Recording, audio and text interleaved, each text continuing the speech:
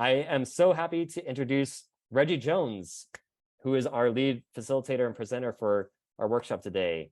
Reggie is from North Carolina, where they spent most of their time growing up barefoot, playing outside. The passion for food, play, and the outdoors is at the intersection of Reggie's work. And at LifeLab, Reggie authors curriculum and works with educators to use the outdoor classroom to encourage students to take social and academic risks that enable them to drive their own learning. And I'm so happy to pass it over to Reggie to lead us forward. Thanks so much, Reggie.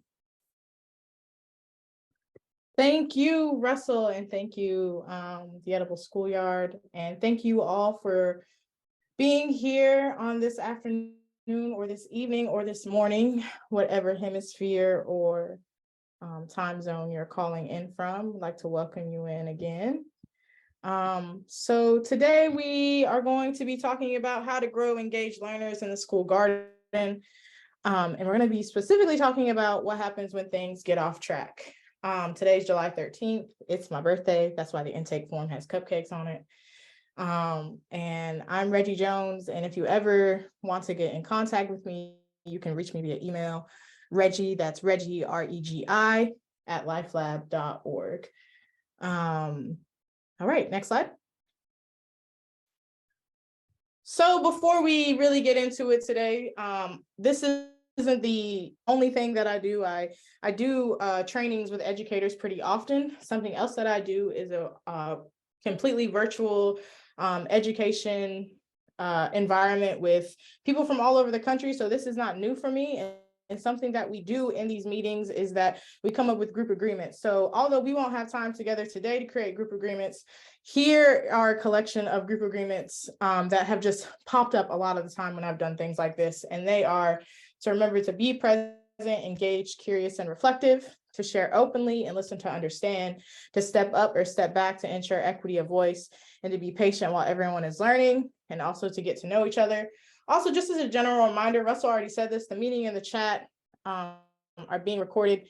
And whatever we do here, like if someone says something that you're like, I just don't agree with that, let's try to keep that in this space and not like go out and be like, so-and-so from such and such place said this, and I just can't do it anymore. Let's try to keep that in here and try to problem solve and troubleshoot as we can. And with that, we can keep going. Here's our goals and agenda. We're going to do a little icebreaker. We're going to talk about our role as a teacher. Most of all today, though, we're going to talk about how to respond to student needs. And before we go any further, I just want to say a little bit about what my expertise is and where I'm from. So I was a garden educator, an outdoor educator for some years in New Orleans. And I worked at a school where I taught gardening to pre-K through 8th graders. And while doing that, I really tried to focus on how to create the classroom community that I wanted to see so that students could learn on their own and so that their strengths could always be at the forefront of what was going on in the classroom. Often that means that responding to students' needs are varied and different. So that's kind of like what I got really good at, was getting to know people. It's my strong suit, and getting to know young people is sometimes super simple. And then getting to know, understanding what their needs are and what their behaviors are saying, just kind of takes that a step further. So today, all the stuff that I'm talking to you about today, all the kind of information I'm giving can be accessed out there on the internet for like research purposes. And also these are some of my own personal lived experiences. So the kind of strategies I'll be giving, or the kind of thought processes I'll be giving, aren't only things that I've experienced and tried, they're also things that have been tried and true for many years. Next slide. Sorry, I just hit enter. Okay, so the first thing we're going to do is we're going to try to get to know each other a little better. There are a lot of people in this space. So the first thing we're going to do is we're going to spend some time in reflection. We're going to spend about 3 minutes reflecting, and we're going to write a 6-word poem about who you are as a teacher. This is our icebreaker. So a 6-word poem about who you are as a teacher. It could be as simple as 6 words that you put together. It could be as elaborate as 6 rhyming words. Whatever you feel called to. A poem is a poem is a poem. And so whatever you write, I'm sure it will be beautiful. So we're going to reflect. You're going to write.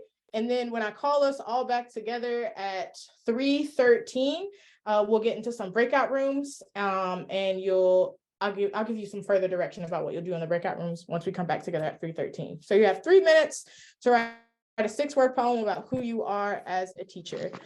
Go. All right, so finish up your thought. And the next thing we're going to do is Russell is going to put you all into breakout rooms with 2 to 3 other people. And in those breakout rooms, you're just going to share your 6-word, well, you're going to share your name.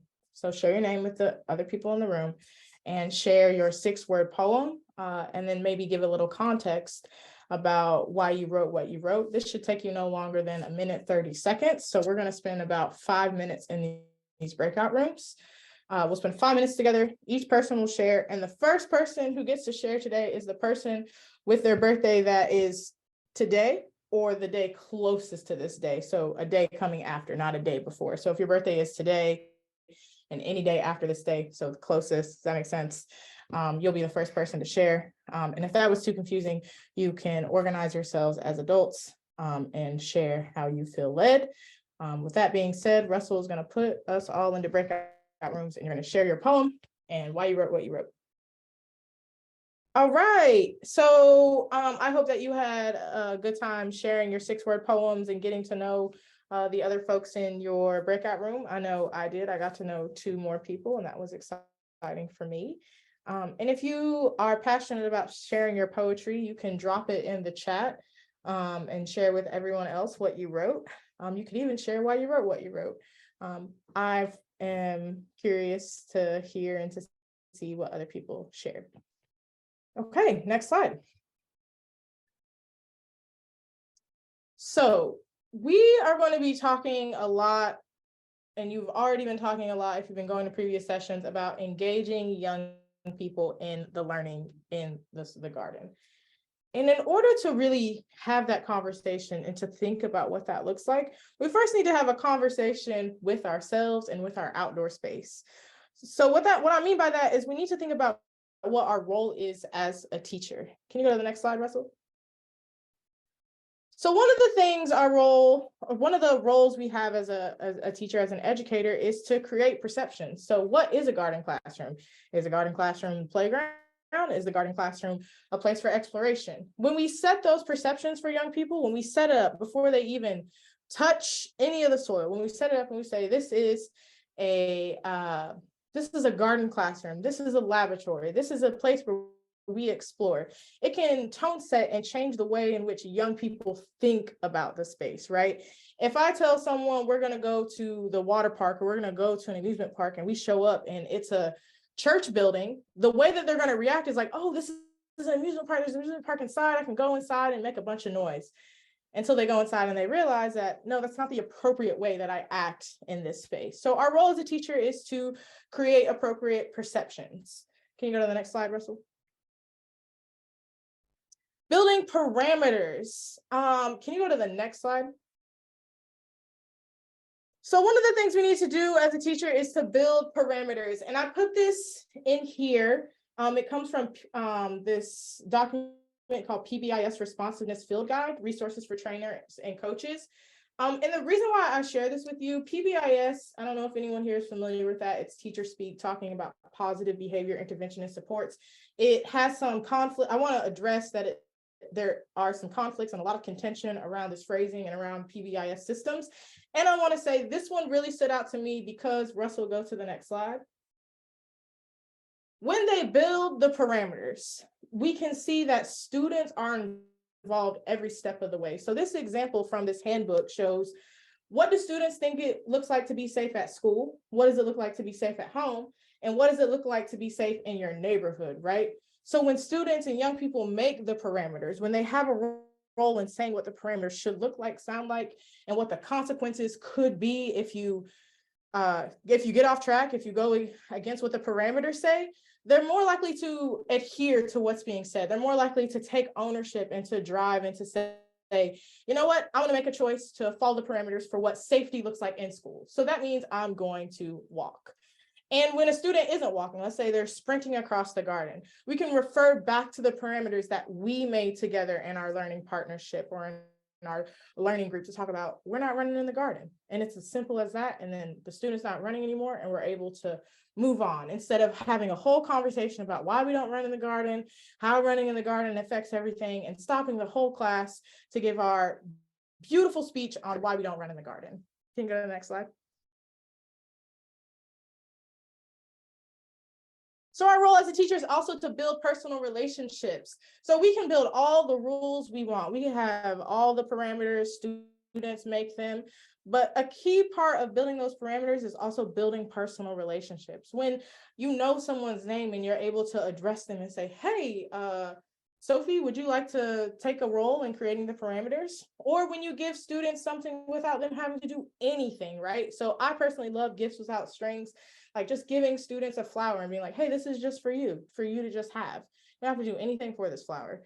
Icebreakers, so like getting to know students or having them ask questions or explore topics while they're in the garden classroom. So that's our role as a teacher, to kind of facilitate those experiences so that students can get to know each other, so that we can get to know the learning and the garden classroom. You can go to the next one. You can go to the next one, Russell. Here are some ways to build, oh, sorry, can you go back one? Sorry about that. Here are some ways you can also build personal relationships, rituals. So something that we always do when we go to the garden class, we have a special greeting. We have ways to celebrate students' success. We have inside jokes. We have a class song or chant. And routines. So how do we enter the garden? Every day when we come to garden, do we sing a song? Do we get a snack? Do we have some free time? And attention getting signal, something that always brings the students back from, you know, the boisterous loudness of being out into the garden and bringing them back so that we can have something to talk about. Some really great attention getting signals are like just making an animal noise and having students repeat it back to you whenever you're ready to kind of call them all back together. Having jobs for everyone. So getting supplies, knowing how students are going to ask how to go to the bathroom and water requests, and having a routine on how we exit the garden so that students can self-monitor their time and be like, oh, it's almost time for us to go, teacher. We have to, we have to wrap it up. Can you go to the next slide? Okay. And knowing how to participate. Our role as a teacher is to help students know how they can participate together. So for example, participation structures, think, pair, share, shoulder partners, circle shares. There are many ways in which students can participate and have more voice. So when we can amplify the student's voice and kind of quiet down our own voices so that students can share and co-learn from one another, and then they can share that learning back to us so that we can fill in the gaps, or so that we can, ask deeper questions and get students thinking more deeply about whatever topic we're talking about. And inefficiency by design. So when there's a project out in the garden, right, instead of just using older students, we decide to allow everyone to have a job. So what that means is, in this picture here, students have just harvested sweet potatoes. And you can see some students are holding trowels, some students are holding potatoes. I think, yeah, that's right. I was gonna say one student's not holding anything, but what they did is some students were the diggers, so they dug, and other students were the finders, and they pulled out the potatoes. And other students were just the collectors. They would put the potatoes in the bin, and that was like their only job. So you can choose what kind of jobs to offer to students based off the interest, or based off of whatever strengths your class has. Can we move on to the next slide? Okay, before I move on in this, I want to address a question in the chat. Kitty asks, do I find that the word parameters is challenging? Why not use expectations? You can use expectations, you can use parameters. Parameters actually comes from this book called The 4 P's of Prevention.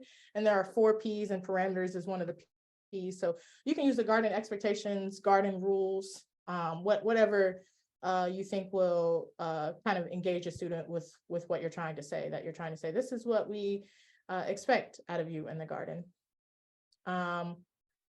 Cool. Okay, so now we are going to get to the nitty gritty. We're going to talk about responding to student needs, and we're going to talk about what it looks like to do it at an individual level. So when it's just like you and one other student, what it looks like when it's between 2 students. So maybe you're mediating conflict, or there's just two students who are doing something, and then the whole class, what it looks like to step in and speak up when things are getting off track with the whole class. Can you go to the next slide, Russell? So there's this slide, and there's this question I have for all of you, which is, if you could think about a time when things just weren't going well in the garden classroom, so when things were just off track, and what exactly was going on in that moment for you? Were you like, what was happening in the moment with the students, and then what was your response? You can think quietly to yourself and share that out, and we can have a couple of minutes to kind of share that out with each other. So if you want to come off of mute and share, you're welcome to do that, or if you just want to drop in the chat, you're also welcome to do that. So yeah, would anyone like to share about an experience they've had where things were off track in the garden and what their response was?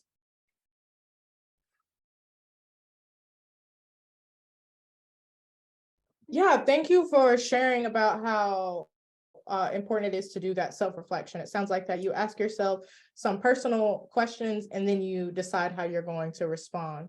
And that is a skill, to be able to kind of check in with yourself and ask yourself, what's happening in this situation and what does the student need? And that brings me to this slide, which in kind of big letters, we say that behavior communicates needs. I've been in a lot of scenarios with a lot of young people, and one that's coming to my head in particular is a young person was really excited about coming out to the garden. He was like pumped. It was like his free Friday. He's like, we're gonna come out to the garden. I'm gonna see the chickens. We're gonna flip the compost. I'm so excited. On Thursday, we got an email from a different educator who said that this young person, particular young person, is manipulative. He's manipulating the teachers. He's doing all these like things where he's like getting into trouble, and then he's being manipulative. And I don't disagree. The student was like causing issue, like he was making poor choices. He was kind of antagonizing other students. And this is a young person. So young people, they are a lot of things, and young people are still developing the skills they need to live in the world. So to call a young person manipulative to me was just a little unfair. It wasn't thinking about, well, what does this student need? Why is this student responding this way to this stimuli? Why, like, what can we do together to encourage the student to be more successful? And that framing, that thinking about students as people who are learning the world instead of people who have these developed intrinsic ideas, or these developed ideas about the world already, and like, this is who they are, can really put us in a rut of like seeing a particular student as one way. This student is bad. This student does this. But when we think about behaviors and what students are doing as they're communicating a need, we can transition into thinking about collaboration and not compliance. So how can we collaborate together to ensure the most optimal learning environment? Development and not punishment. A young person in the 6th grade is developing his life or their life. They are still learning. We as adults have been on this earth, and we have had the opportunity to develop and to try many new things and to learn the world and to make mistakes. So we are trying to encourage young people in that journey as well. So we think about development and not punishment. And the last thing is purpose, not power. There's always an inherent power dynamic that exists when there's an adult in the room and there are young people in the room. And young people may try to push that dynamic and try to say, this is the power, I have the power, you don't have the power. And we're not here to talk about who's in power, who's not in power. Everyone should be empowered to learn in this space. So what is our purpose? What are we trying to accomplish by talking to students about what happens when things go off track? Cool. All right, can we go to the next slide, Russell? Okay, something else we need to do when we think about students, we need to think about whether or not the behavior is inappropriate or unacceptable. So inappropriate behaviors are disregard or disruption, unacceptable are disrespect or unsafe behavior. And I'm about to get into what those mean. Russell, can you go to the next slide? So a disregard or disruption, a disregard is like the student isn't engaged, they're ignoring instructions, they're fidgeting, they're daydreaming, they're doodling. Disruption is they're calling out, they're making noises, or they're talking to their neighbor. Next slide. And inappropriate or unacceptable are those behaviors disrespect or unsafe behavior. So disrespect includes yelling at the educator or just anyone else, using profanity or using slurs. Using slurs is a big one for me. I just recommend if you hear a slur in the class, don't act like you didn't hear it. And also when you approach students, approach it with a tone of like seriousness, but also calmness so that like they can ask questions, because a lot of times students will use slurs because they think it's like, I remember growing up, I used to say things that I don't say now, or I say it in a different way now because I know how it can impact others, but young people don't necessarily process that information or know that information. Unsafe behavior, hitting another student or destroying items or property. Can we go to the next slide? So individual, this is when it's maybe you and another student that you're noticing. Next slide. All right, so disregard. You will often see these behaviors when it's just one student isolated kind of by themselves disregarding you. So they're not engaged, they're ignoring instructions, they're fidgeting, they're daydreaming, or they're doodling. So these are all behaviors that could be happening while you're giving directions. You are standing in front of the class and you are giving the best directions ever. It's the second time you've given these directions, and you notice across the way that there's a young person who's doodling. You have no idea what they're drawing, but they're doodling. So you are still giving your directions, and in your head, you could be thinking, the student is disregarding what I'm saying. Russell, will you go to the next slide? Here are some ways to think or to reflect on whether or not what the student is doing is a behavior that you need to address and give a consequence for, or if this is a behavior you could talk about at a later time. First, think to yourself, did you say, model, and post the parameters? This is important because it's one of the parameters all eyes should be on me when we're presenting. If that's not one of the parameters, then maybe this is not the time to address a student doodling in the back of the classroom. Can you go to the next slide? Reflect. Maybe this is an opportunity to say, maybe the student needs to participate. Maybe it's time to move on and allow the students to participate with each other, right? Like I said at the beginning of the scenario, you are giving directions for the second time. If you find that there's a student who's disregarding you, an option is to pair the students up together for whatever the task is, and to ask the students to talk about what the task is. And that way you can assess whether or not the student was listening to you, right? We always hear that multitasking is difficult and it's hard. And I agree, it's hard to multitask, do two things at once. And young people and other people do have the ability to listen to what someone is saying while also drawing on a piece of paper. As a kid, I used to go to church and the pastor would be up there saying something, I would be listening, but I would also be drawing on the back of a piece of paper, because it's hard to just be sitting and listening to someone give you directions if you already know what you're supposed to be doing. Can you go to the next slide, Russell? And lastly, it could be that the student is in the back doodling or in the back disregarding you because they need something else. Maybe it isn't that they need what's happening at the garden lesson in that moment at that time.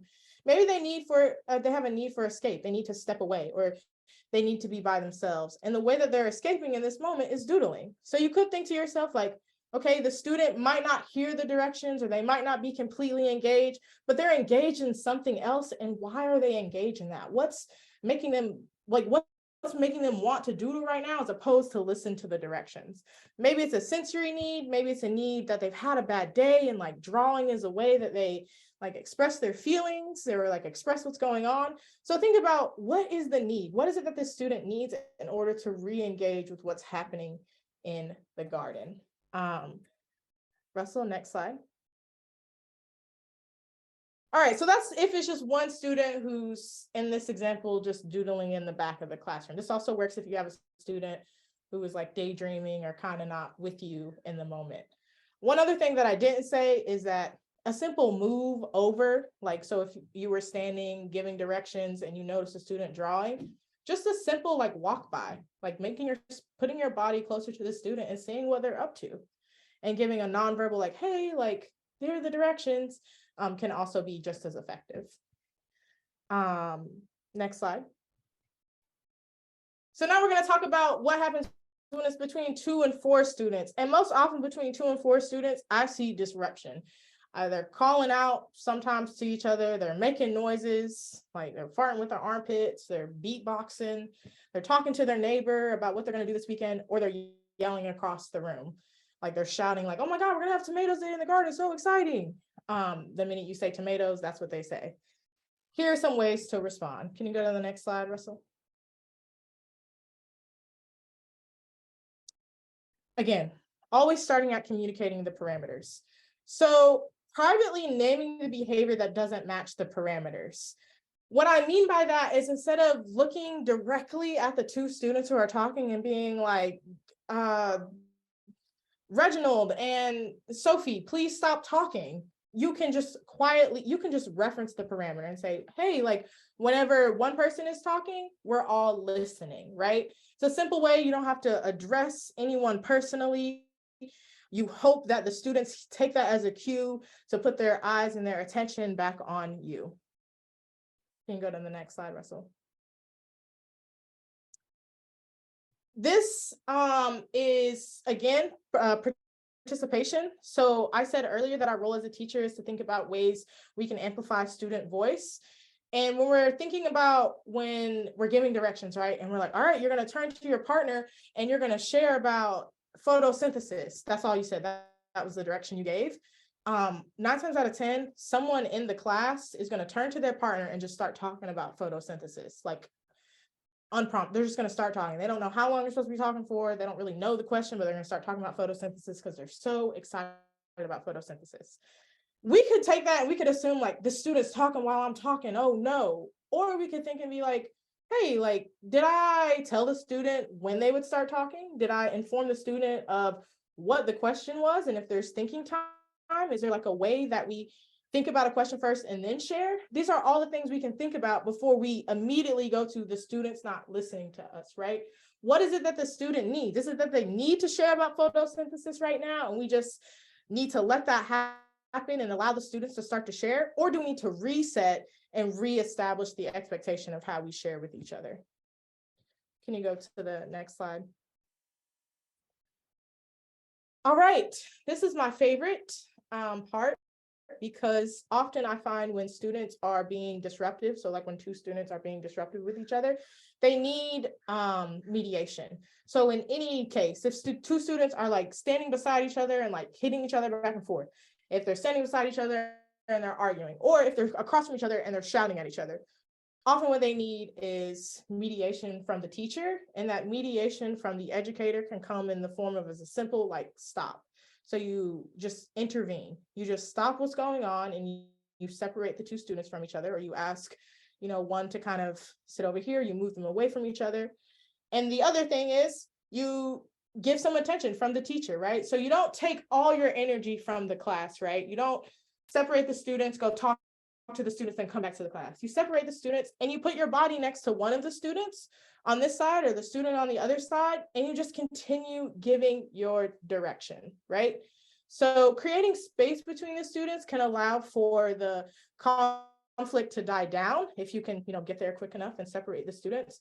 It can also allow for you to set up a time for conversation for later, right? Calm down, you are able to give the rest of the directions, and then you're set up to have a separate conversation with each student. Can you go to the next slide? So this kind of goes along with the last slide, make a change. So this comes at a time like when you're just like observing, you're out in the garden and you're observing a couple of students do something, and you notice that something just isn't right. Like in this example, K and J are running into students as they go into the garden. They're just throwing their bodies against other students, who knows why. And you notice it.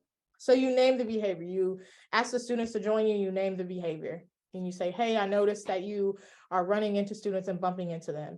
And then you explain the change. You're saying, okay, for now, you're just going to walk next to me because right now you are not able to walk in the group with the other students. And then you give an opportunity or a bounce back. And teacher speak, this is just, you give them an opportunity later on. You say, hey, when we go inside, why don't you try to like not bump into other people? Do you think you can do that? And then if the student says yes, great, and they follow through, awesome. If the student says yes and they don't follow through, also awesome, because young people have the opportunity to try again, right? You may say things a lot more times than you would love as an educator. And as many times as you reference the parameters and you say, this is the expectation, you really are like planting a seed of like, this is who we are like in the world. This is how we respond to things. Russell, next slide. Now, let's say if the behavior keeps happening, the two students, every time they come to garden class, they are just bumping into students. You have repeatedly said like that, you've reset the expectation so many times. You're like, it's just gone on and on. And now it's reached a point where like they're bumping into students and now they're bumping into each other and they're hurting each other. And it's gotten to a point everyone's frustrated, right? It's important in those moments to think about what is the further need? Like, what is the way that we can restore this relationship? Because now you've had to give a consequence because the students keep running into each other. And it doesn't always feel fun to give a consequence. It's not always like the greatest feeling to tell a young person like, okay, you have to sit out from this activity because you cannot follow the directions. What's important is after all that's over is coming back and restoring the relationship. So being curious and asking questions and listening to understand.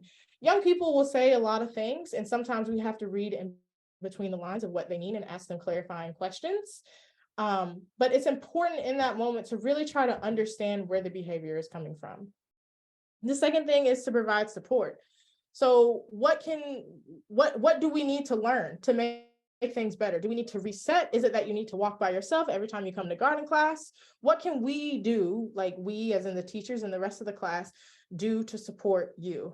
And again, you can ask a young person this, and in the course of this conversation, you as the educator will hopefully be able to use your instincts to think about what is it that you can do to support the young person and not choosing to interact in unsafe behavior. And then the last thing is to make a plan. So what might you do differently the next time you find yourself in this situation? And depending on the age group, a student may be able to give you a full-blown plan, like, I need to not be in line next to Jay whenever we're walking outside. And you're like, cool, we can do that.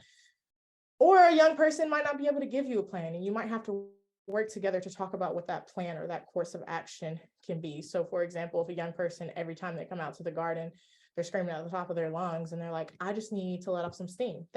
You might discover that information in this restorative inquiry conversation. So don't shy away from having a restorative inquiry or an inquisitive conversation with a young person, because many times you will discover that the reason why young people are reacting the way they are reacting is because they're trying to tell us something and they may not have the words, or they may not have had the space to share that with someone else. You can go to the next slide. So we're going to talk a little bit about unacceptable behaviors here, and that's disrespect or unsafe behavior. Can you go to the next slide, Russell? So I said this earlier, unacceptable behaviors include yelling at the educator, using profanity, or using slurs. And unsafe behavior includes hitting another student, destroying items or property. Can you go to the next slide? This says facilitate conflict resolution. I am by no means saying that you should insert yourself in a situation that is unsafe between two students unless you are trained to do so. There are some situations in which you do have to call someone else. And if that is what you can do, I strongly encourage you in your school relationship partnerships, if you work in a school or if you work in a nonprofit, to get the number of someone that you can call when it's just a little too heated or when things have gotten a lot off track in the garden. That being said, you might find yourself in a moment where you have to facilitate conflict resolution. Example, you have a group of fourth grade students who are coming out to the garden. They've come out to the garden with you for about half a semester. You notice that when they come out to the garden one day, these students are ostracizing another student. Like there's a group of students ostracizing another student. And throughout the duration of garden class, they refuse to partner with her. They refuse to do group tasks together, which ultimately stops you from being able to be, not just you, the class, from being able to be successful in what was planned to do that day. How do you respond?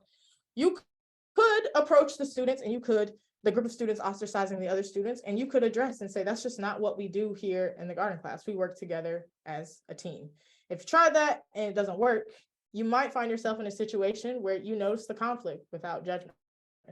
So you pull all the students together and you say, I noticed that you all are ostracizing this student, and I would like to know why.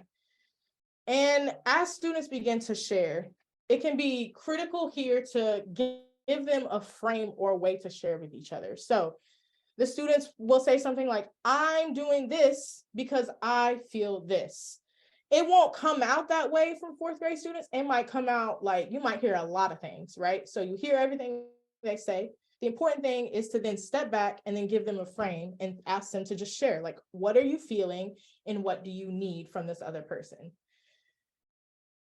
In this scenario, this fourth grade scenario, while you might not get a perfect solution, so while everyone might not leave the garden classroom feeling the best or feeling like the conflict is resolved, you have set a tone of what is expected in the garden classroom. We are expected to share how we feel and to share how what someone else is doing is impacting us, right?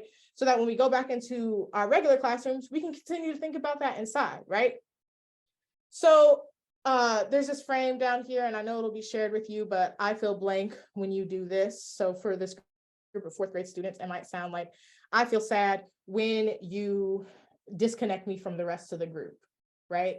And then the other students are able to respond with like, I feel mad because you did this to our friend. And I feel mad when you do this to our friend. And that way you have more information as the educator as to what's actually going on and how to address it. Thank you. Can you go to the next slide?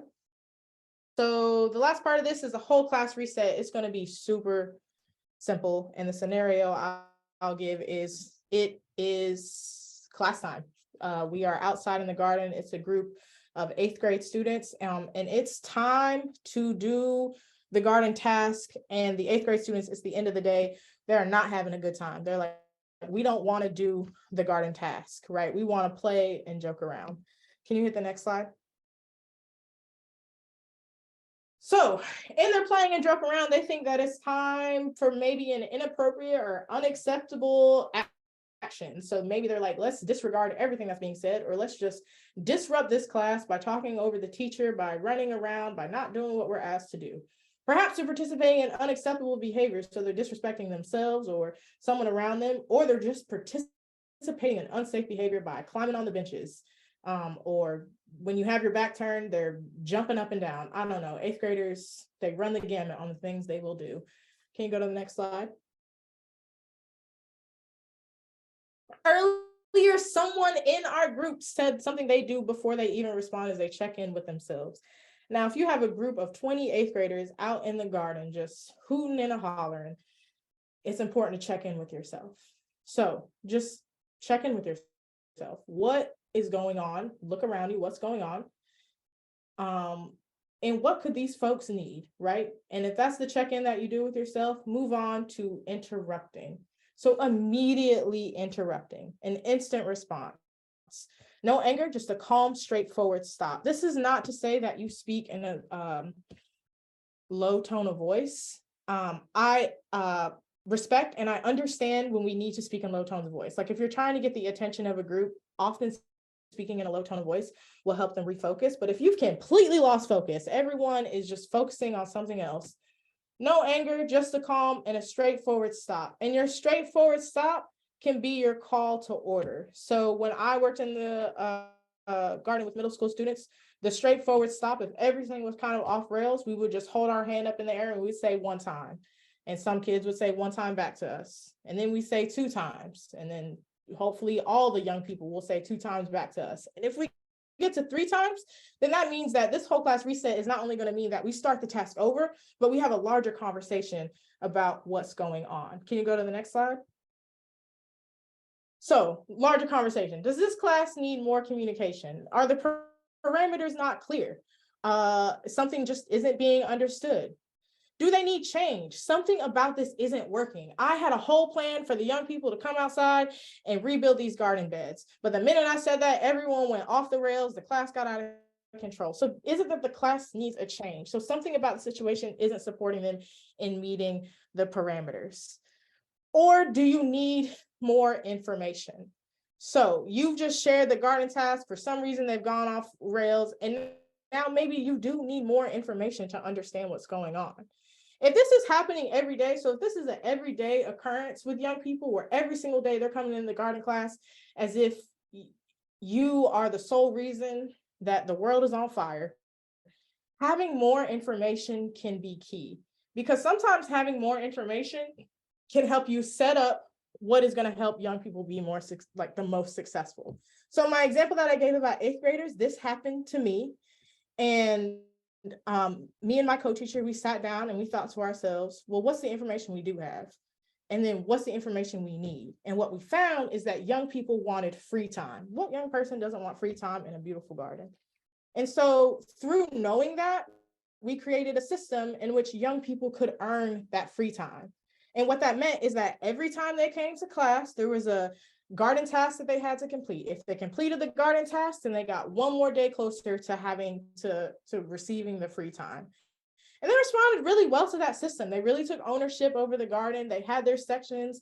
They were able to work together and to plant things and to sift. They did a lot of things, but it was that one change, that information of knowing what young people wanted from the garden, and then saying to ourselves, well, what do we want from the garden? And then thinking about how we can meet in the middle, right? And we did that with 8th graders. With younger students, you might not necessarily get to this whole, like K through 3rd graders, you might not necessarily get through this whole process. It's often just you make a change, you move on.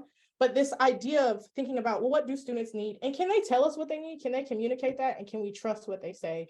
And can we work that into what we're already doing? Can you go to the next slide, Russell? All right. So how you respond matters. Let's say it's the end of the day, you just had a harrowing situation with a student where you made the change, you did all you could. And for whatever reason, you go home and you're like, this isn't the best way I could have responded.